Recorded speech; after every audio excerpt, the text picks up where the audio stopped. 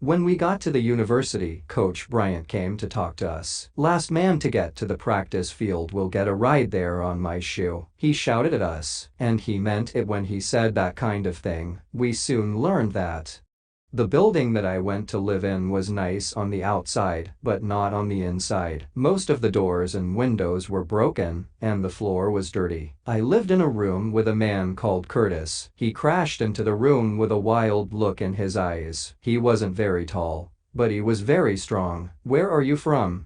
he asked. "Mobile," I told him. "That's a stupid town," he said, and that was all of our conversation for several days. On the practice field, things didn't start very well. I got the ball, but I ran the wrong way with it, and everybody got angry and started shouting at me. But Coach Bryant called me across. "Just get in the line and start catching the ball," he told me. And then I told him something that he didn't want to hear. "They never taught me to catch a ball at high school," I said.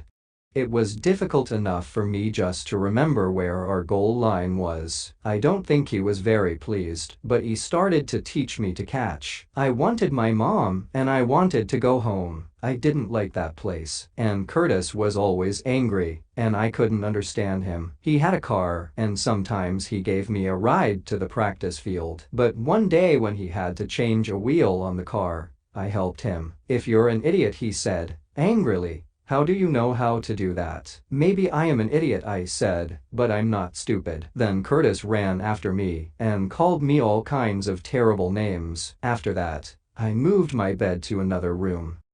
The first football game that night, everybody went to parties, but nobody asked me to go. I went back to my room, but I heard music from somewhere upstairs. I found a young man who was sitting in his room playing the harmonica.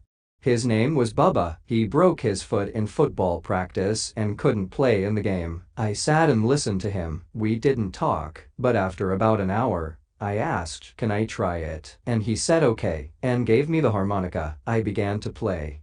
After several minutes, Bubba was getting really excited and saying, "Good, good, good."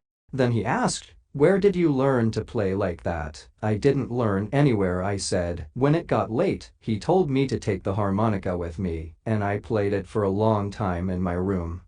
Next day I took it back to Bubba. "Keep it," he said. "I've got another one." I was really happy, and I went and sat under a tree and played all day. It was late afternoon when I began to walk back to my room. Suddenly, I heard a voice shout, "Forrest." I turned round and saw Jenny. She had a big smile on her face, and she held my hand. "I saw you play football yesterday," she said. "You were wonderful." She wasn't angry about the cinema, and she asked me to have a drink with her. "I'm taking lessons in music, and I want to be a singer," she told me. "I play in a little group. We're playing at the Students' Center tomorrow night. Why don't you come and listen?" "Okay," I said.